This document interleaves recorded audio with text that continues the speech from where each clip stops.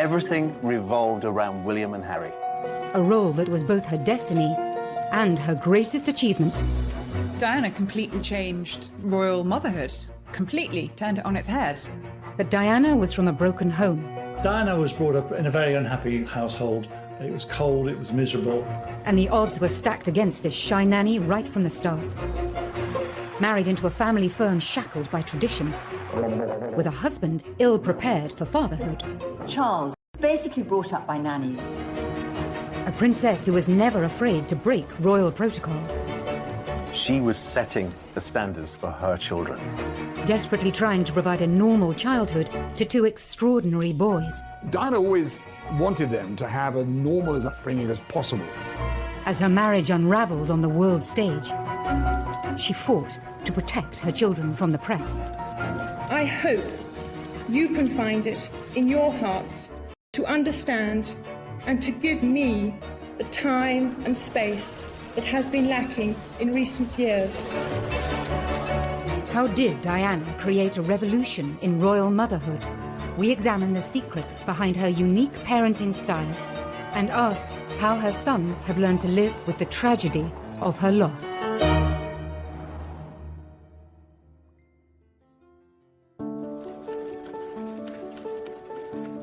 She adored her boys. She'd come in the door and she'd say, "Where are my boys? What are my boys doing?" Princes William and Harry were the centre of their mother's world. Her approach to motherhood was completely different to anything we'd ever seen before. She put motherhood first and foremost. Motherhood for Diana was her principal purpose on earth. I mean, she considered raising William and Harry as her number one task. Being the Princess of Wales was a secondary option. Today, her boys have followed in their mother's footsteps, becoming devoted, hands-on parents. Diana was an earth mother, really. And from the start, she was determined to keep them as close as she possibly could to her. And she wanted to show that they were loved. I mean, she said, "I'm going to shower them with love and cuddles and hugs," because I didn't get that when I was a child. But the devotion that Diana displayed to William and Harry was in stark contrast to her own childhood. Diana felt, age 6, that she was unloved and unwanted. And those are feelings that she took into her adult life, and feelings that I think never left her. Diana was from a very aristocratic family, the Spencers, but her parents had a very acrimonious divorce. One of Diana's most vivid memories was hearing her mother. She was profoundly affected by that memory. She wanted to ensure that she and Charles gave William and Harry the kind of upbringing that she felt she was deprived of by not having a mother around for such a large chunk of her life. She herself had not felt loved in the very peculiar circumstances in which she was brought up, with Rain Spencer, the new wife of Earl Spencer, whom she described as acid rain, and a whole lot of nannies who were very unsympathetic. Diana's late teenage years followed the path of many girls of her social status and background. Diana was a quintessential Sloane Ranger, the kind of girls who wore flat shoes and long skirts. They came from a certain class and had a certain style, and she was a perfect example of that. It was no surprise that one of Diana's first jobs was working as a nanny for an American family in London. I think girls like Diana are programmed to become mothers. She went to a boarding school that was not particularly academic. Girls were not expected to have great careers. I don't think she was at the forefront of the feminist movement. By 1980, she had her first full-time job as a nursery teacher's assistant in Pimlico. I wanted to teach children. They said, "Why not come along?" So I first started off doing afternoons, and then I took over the mornings and did whole days. Can I ask you if it was your own child in particular? Oh, yes. It was. Did that prompt you into wanting to do it? I just love children. She was always happy and outgoing, showed a great sense of humour, and was very relaxed with the children. From the minute she walked in, you could tell that she had a really genuine love for young children, particularly the very small ones. And anyone who arrives with a baby, you could guarantee that she would be there to feel the baby. Then, that summer, she attended a polo match and caught the eye of a future King of England. When Charles first met Diana, She had seemed to be absolutely perfect. She seemed to love the countryside. She was a funny, easy, carefree girl who seemed to love Charles, love everything that he loved, and just be simple, uncomplicated. Their romance blossomed over sailing weekends at Cowes and a visit to Balmoral. Prince Charles had to find someone who was eligible, a virgin, of aristocratic background, that would provide him with bloodstock. On the 24th of February, 1981, the couple announced their engagement to the world's press. Yesterday you were a nanny looking after children. Now you're about to marry the Prince of Wales, and one day you would to make, all of a sudden, the transition. It is, but I've had a small run out to it all in the last 6 months.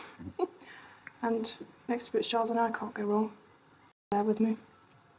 You miss looking after the children? Yes. Well, they certainly miss you, won't they? Hope so. And I'm amazed that she's been brave enough to take me on. And I suppose in love. Of course. Whatever in love means. On the 29th of July, 1981, Charles and Diana married. The most iconic wedding of the 20th century. Prince Charles and his bride, the new Princess of Wales, acknowledged the roars of delight from the huge crowds from the balcony of Buckingham Palace. When I asked Diana about the wedding, she told me that she felt that she was a sacrificial virgin lamb, sacrificed on the altar of monarchy. Her prince in shining armour did arrive and carry her off, but not to a fairy tale. Really, she became a broodmare. Just over 3 months later, Diana was officially pregnant. The princess was for once rather coy with the photographers. That your Royal Highnesses are to be blessed with a child. As soon as Diana became pregnant, she really did come into her own, because she always wanted to be a mother. And as soon as her baby arrived, that was it. She was setting the standards for her children. The arrival of Diana's first child breached royal protocol for direct heirs to the throne.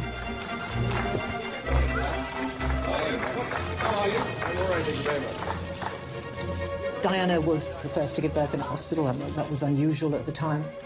But this was the beginning of change within the royal family. I mean, Diana, from the start, was doing things in her own way, and that was a different way. The Queen. It was the moment the crowd were waiting for. He smiled and waved to them. They cheered back. The Queen had given birth at Buckingham Palace, and that was considered the norm in those days. This was a surprise for the royal family when the royal surgeon was told that he wasn't to deliver the baby, and someone else would. 1-0 to Diana.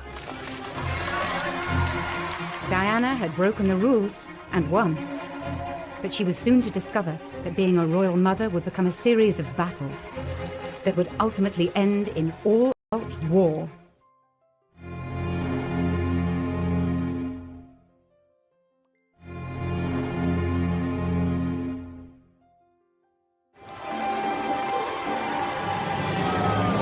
On the night Diana had given birth to a boy, news teams sent to Prince Charles's country estate were ordered to capture ecstatic local celebrations. In Gloucestershire, the children celebrated in their way. Dear Princess Diana and Prince Charles, congratulations on the birth of your new baby. Her number one job was to produce an heir to the throne, and if possible, a boy. And that's precisely what she did.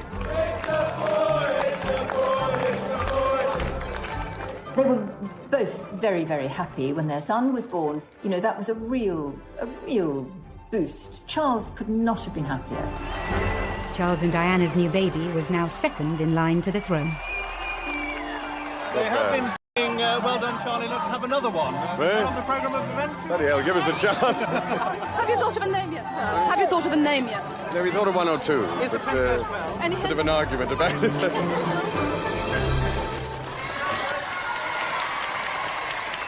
Charles's choice for names for William were Arthur or Albert or something quite old-fashioned. Without Diana I don't think we would have William.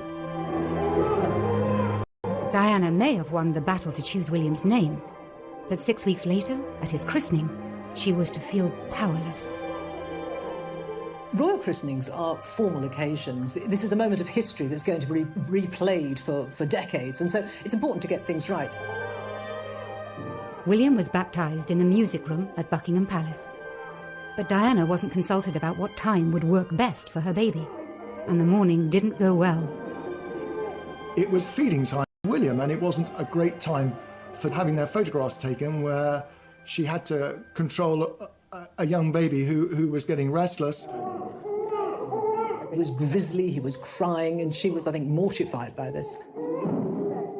It was difficult for Diana. It looks excruciatingly embarrassing. She's really flushed.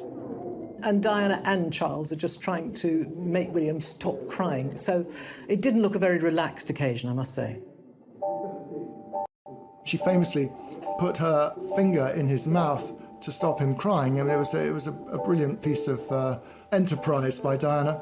But yes, later she claimed that she felt sort of an extra from that whole scene, that it was much more about the royal family and presenting an image to the world than the welfare of William.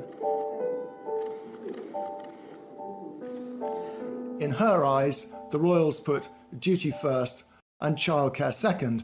With Princess Diana, it was always going to be the other way around. Diana's royal tour. Once Diana became a mother, she did take control of her own destiny. She insisted that William went on tour with them to Australia. Diana caused a huge sensation in Australia when she and Charles went there, taking William for their first official tour. William was just beginning to crawl, so he was about 9 months old. Diana completely changed royal motherhood, completely turned it on its head. She put motherhood before monarchy, and that was not traditionally what had happened for generations of royal mothers and women. Ladies and gentlemen, this evening I couldn't possibly stand here and speak without mentioning our small son, William. I hope that his presence here has helped to provide that family feeling, which I know my wife and I feel is so important. For Charles, Diana's hands-on approach to mothering was worlds apart from his own upbringing. Charles really didn't have an ideal role model as a family, because his mother, though I'm sure the Queen loved him very much, was away working for so much of his young life. I think he was only 4 when his parents went on a 6-month tour of the Commonwealth, and he was left with the grandparents and with the nannies. From Lime Street to Euston, where the Queen with Princess Margaret and Prince Charles were waiting. Charles came to greet his mother after her return from a long tour abroad. And it was as though he was part of a delegation meeting the Queen, instead of being her son, whom she hadn't seen for such a long time. So rather than kissing him and hugging him and showing human emotion, the Queen felt that she had to shake hands with him. And in a way, that's who the royal family are. They don't show their emotions in public. Both the Queen and the Queen Mother came from a very different world. In a world where children were pushed away into the royal nursery and brought up by someone else, and they were just brought out at certain times. Prince Charles and Princess Anne famously had a life up in the royal nursery, so very rarely did the Queen see them. They'd be brought down at tea time. A tartan rug will be spread on the floor with a few toys, and children are placed very nicely so that Granny can have 5 minutes with them. Diana broke the royal mould in the sense that she dispensed, to some extent, with the whole nanny state. She breastfed her children, she put them to bed herself, she tucked... Wales decided to provoke some action, first with a handkerchief and assorted noises.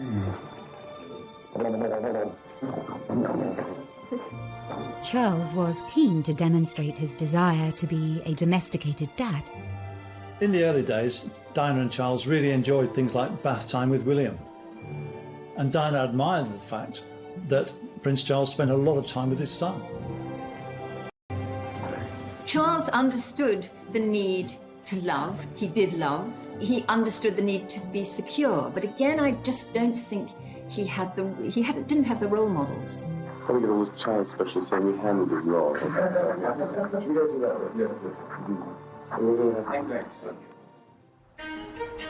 Less than 2 years later, the couple were delighted to announce there would be another addition to their happy young royal family. The Prince and Princess of Wales were at their London home, Kensington Palace, when the announcement was made. Within an hour, a crowd of well-wishers had gathered. I'm absolutely thrilled. I think it's wonderful. She ought to have 6 or 8. You think so? Yes. Well, she said she wanted a large family. She's a good mother, and they can afford it. And lovely, what could be nicer? She's done everything right, 100% perfect. We're very thrilled about it. Prince of Wales needed to find a bride who could provide him with children, and it was Diana, and that's precisely what she did. The House of Windsor was secure. Like any father, Prince Charles was keen to introduce his two sons to each other at the first opportunity. And so it was that Prince William was led by the hand back to the room where he was born 2 years ago. William, of course, was excited about seeing his mother again, unaware and uncaring that he was also to visit the new third in line to the throne. Prince Harry was born on the 15th of September, 1984. The tiny bundle in the white shawl was receiving his first sights and sounds of the outside world. But from the glimpse we saw of him, it appeared he was fast asleep. The princess looked happy, relaxed and well recovered from her labour. But the birth of a second son would prove to be the high watermark for Charles and Diana's relationship. During her pregnancy with Prince Harry, Diana told me that she's had the happiest time with Prince Charles. But the shutters went down after the birth of Prince Harry. Prince Charles said, oh, it's a boy. He wanted a girl, and he had red hair, so he was a Spencer. She said that something in her snapped after Harry's birth. Diana was a very, very complex character, and I think she was a very damaged character. And in common with many people who have the sort of damage that she has, they can present a very, very normal and happy front to the world. But when they go behind their front door, what Charles saw and the people who lived in their household saw was something very different. Over the next few years, Diana's deteriorating mental health would coincide with Charles's new affair, with his first love, Camilla Parker Bowles. We were an unhappy organization. We were keeping a lot of secrets. We were conscious that at the heart of what we were doing was this deceit. And that had a corrosive effect on relations. It had a pretty corrosive effect on the way we delivered the royal engagements that we did. They were all pretty good, but I used to think how much better they could be if the effort we were putting into concealing the truth were actually put into the day-to-day royal business. William and Harry were kept away from the underlying issues within the royal household. Despite the ordinariness, if you like, of the William and Harry's childhood, there were huge numbers of staff. I mean, Diana liked having people to take care of her, as does Charles. So there were nannies and all sorts of aides and assistants who could spirit the children off and entertain them. In those formative years, they were unaware of the difficulties that their parents were going through.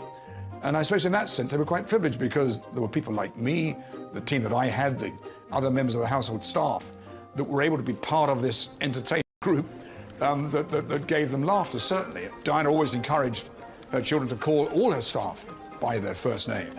She saw everybody within the household as an integral part of that family. And thus enabled William and Harry not to be distanced from them, not to be sort of completely isolated. They had the completely free roam of the palace. And I think that's a good sign.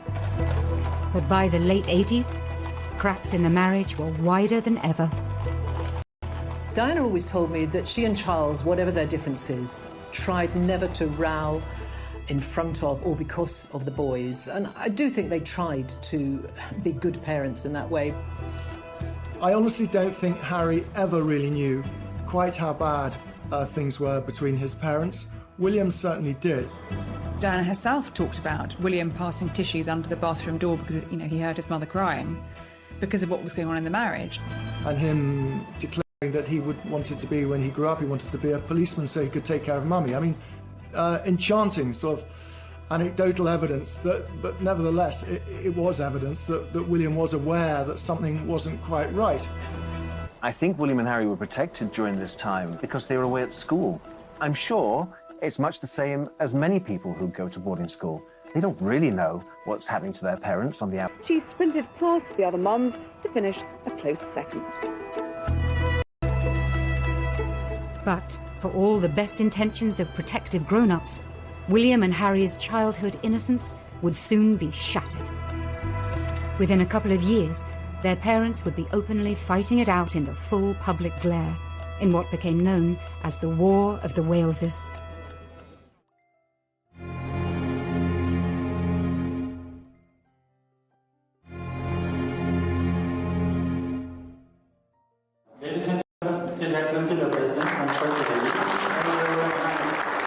In 1992, Charles and Diana toured India and Korea.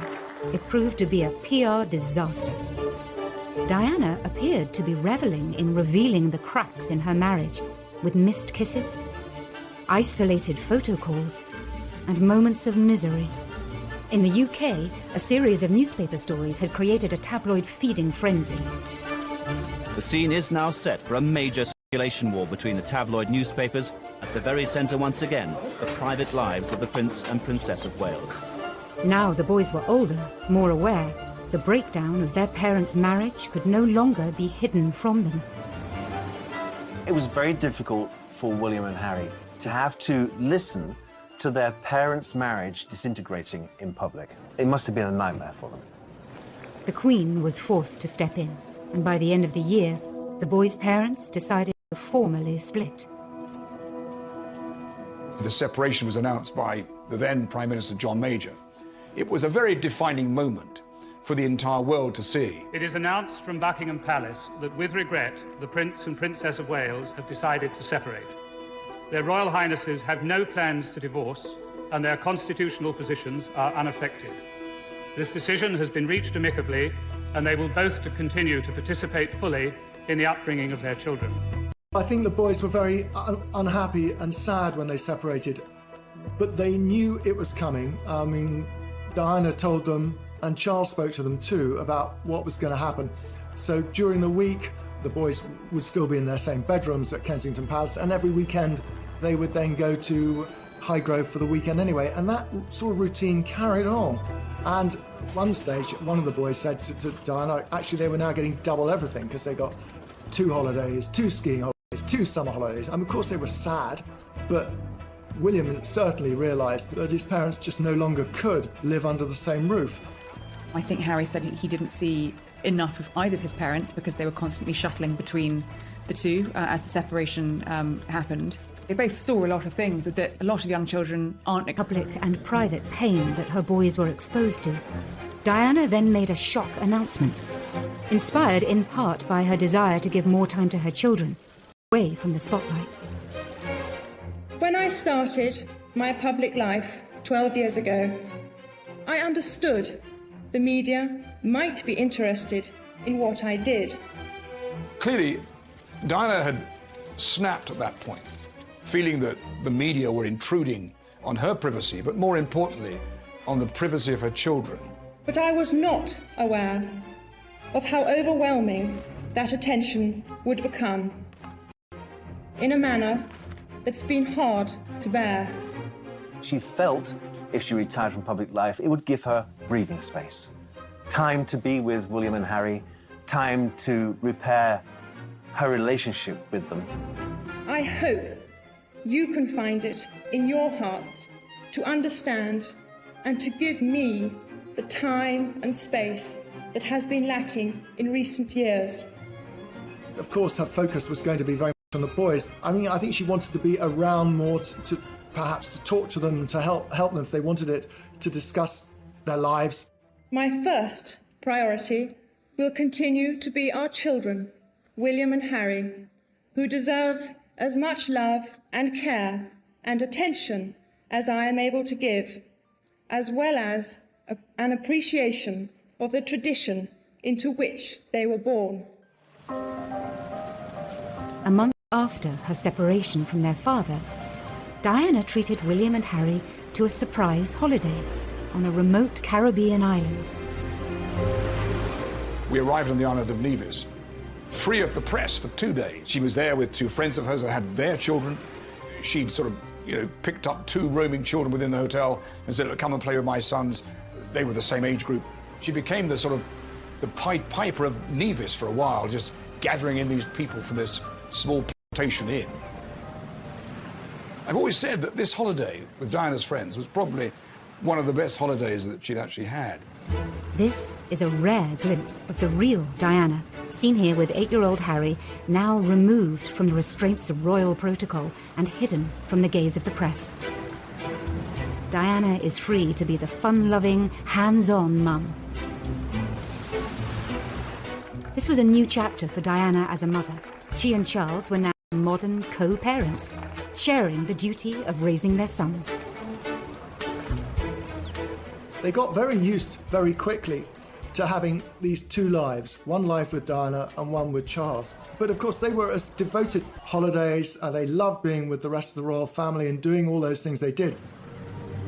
Now that she was on her own, Diana sometimes treated William and Harry more like confidants than sons. She treated them as equals.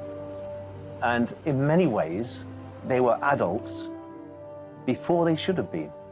Because of the trauma they've been through in their lifetime, they grew up very quickly. Diana was a very, very loving mother. There is no doubt about that. But I do think that she perhaps shared too much of her personal problems with them. They were children, and I think it's very difficult for a child to see a parent's raw emotions.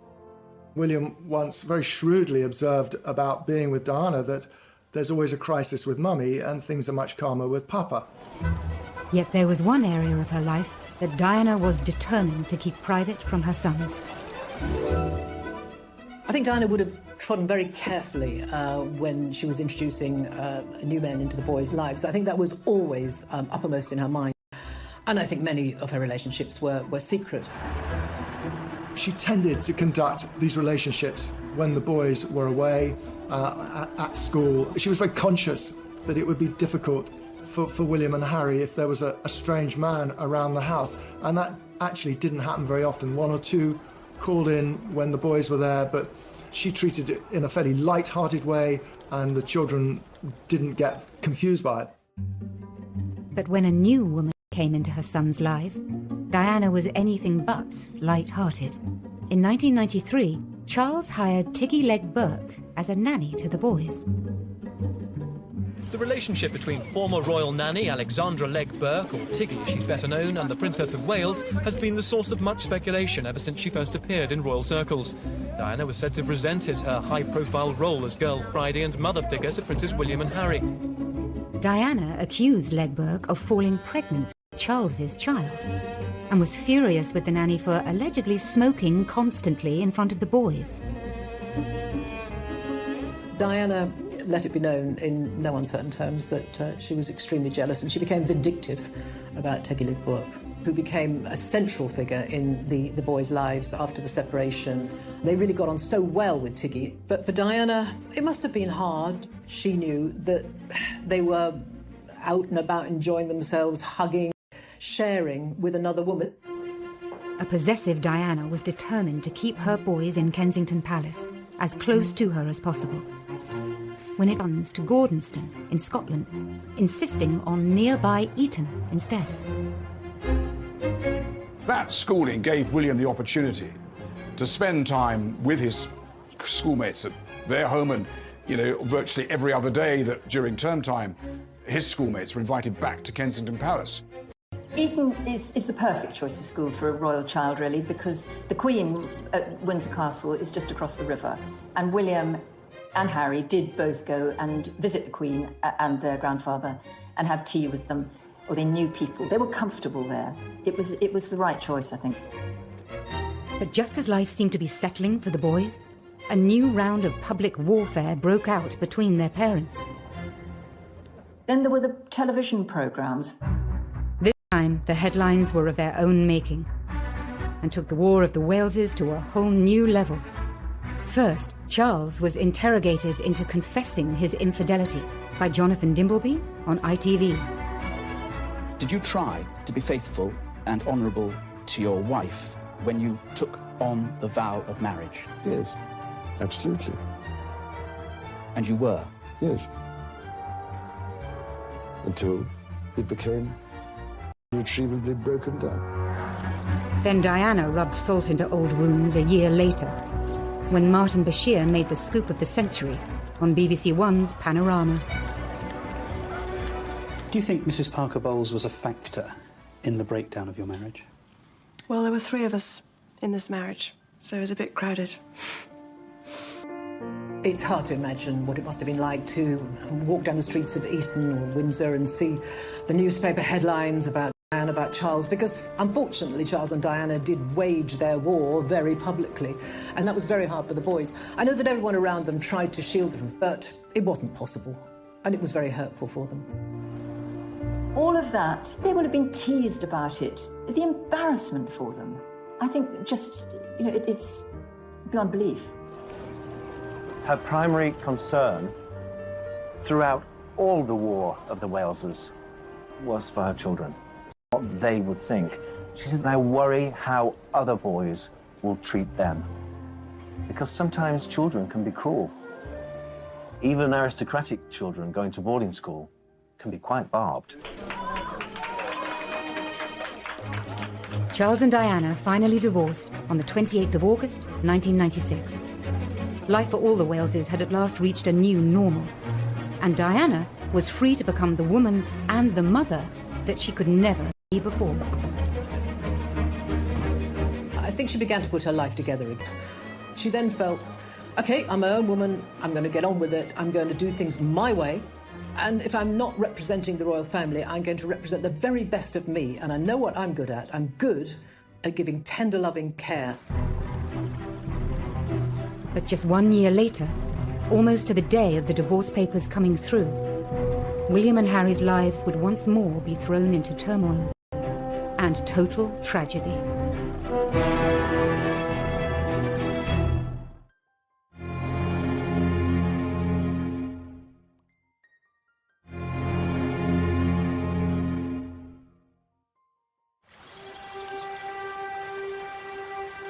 On the 30th of August, 1997, a 15-year-old William and a 12-year-old Harry were enjoying the annual summer break with their father at Balmoral. That night, the last images of their mother were captured by grainy CCTV cameras at the Ritz Hotel in Paris.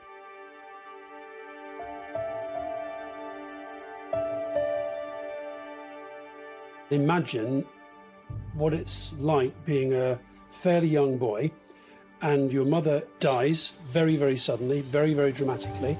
You are in one part of the world, up in Scotland. I think both of them felt it was really strange that literally millions and millions and millions of people around the world were commentating and expressing their view on what they should be feeling and how they should be reacting to that. I don't think this public spectacle of 2 hugely damaged, hurting young boys walking behind their mother's coffin, I don't think it helped anyone. I cannot think that she wanted her boys to go through that ordeal, that trauma. Remember, these 2 boys are very different boys. One inspired by duty, who knew it was his duty to walk behind his mother's coffin, and the other, not. Harry never wanted to walk behind his mother's coffin. Not until the very last minute did he feel that pang of guilt that he should, and support his brother. And that's why he was there, to walk with his brother. I've heard them both at different points talk about how strange they found it, that they were surrounded by all these people, and these people were sort of behaving as though she was part of them, but actually she wasn't. William and Harry were being expected to behave in a certain way, and indeed behaving in that way. boys had lost their mother, but their mother's love for them and their ability to show love lives on. And no father, no mother. Really sweet. Diana's legacy is in every single bit of everything that William and Harry do. I don't think you can underestimate that. Every time I've spoken to Harry, he thinks about what his mother would have thought of what he was doing. And he's spoken about wanting to, make her proud and hoping that she would feel proud with a lot of the work he's done. I think it's fairly obvious to everybody across the world what the key issues are. They're certainly not political issues, they're humanitarian issues, and they're ones that need to be talked about, because if we talk about it, then we'll hopefully be able to fix it before it becomes a complete disaster. And the same with William. I think people talk about, gosh, aren't they just their mother's boys? But they are, consciously. The more we talk about mental health, the more normal the topic becomes, and the more we feel able to open up and seek support. Parenting, it comes in all sorts of shapes and sizes, and children survive all sorts of experiences as long as they have love. As long as a child feels secure and loved in its first 18 months of life, then it can withstand just about anything. And if ever there was proof of that, then I think it would be William and Harry. They've been through some terrible things, but they have survived, and I think they had, indisputably, an absolute bedrock of love and security when they were small. They're not completely stiffly formal. They're sort of natural and easier. Diana opened their minds and their eyes in so many ways. It's given them a very inquiring nature, and it's made them very relatable. People really enjoy meeting them and admire them hugely, largely because of what Diana provided for them. And when he walked through the minefields, I was so proud of him. That little boy who loved his mummy so much, following in her footsteps, literally, paying homage to the path which she trod. William's carrying on his mother's work in a more subtle way. He's approaching homeless, HIV and AIDS at the boardroom level. I feel very closely linked to Centre Point. It's a charity with which both my mother and father became passionately involved. Indeed, it was while my mother was patron that Harry and I had our first contact with Centre Point. Prince William is far more Hanoverian than Prince Harry. He's shown himself to be wiser and been prepared to accept what's happened and moved on. And I don't think that Prince Harry has ever really moved on from the traumas that he's faced in his life. You see in William, sometimes the way he will sit and listen to people in a meeting or a conversation or an event. And it's literally like looking at Diana. Reflections of Diana can even be seen in her son's different choice of wife. That she was preparing him to be king one day. Kate is the most perfect support and consort for a king. So I think she would be very pleased with Kate. The one thing she did say, certainly to William, was about the woman he married should first and foremost be a friend. Why did she say that? Well, she felt that she never got to know the Prince of Wales. Harry is a much freer personality with a freer life ahead of him, and Meghan is perfect for that. Diana always said from a very early age there was a very rebellious streak in her. Very independent, very feminist. There are parallels, obviously, between the way Diana decided that the media attention, the way of life was too much for her, and the way Harry and Meghan have chosen to quit as senior members of the royal family, even more dramatic. And I think that Harry is replicating his mother's footsteps there and saying that it isn't a way of life for me. I think Meghan is the one who has possibly taken an objective view and given Harry a way out that he was looking for before Meghan, but hadn't conceived possible. Now, both princes have children of their own. As parents, they seem to be very aware of the psychology behind their upbringing. Prince Harry can't get let go of Archie. He seems to be besotted. It's ironic, isn't it, that Princess Diana, who had a troubled childhood, and Prince Charles, who's complained of distant parenting, have brought up two kids, William and Harry, who are both triumphs of parenting.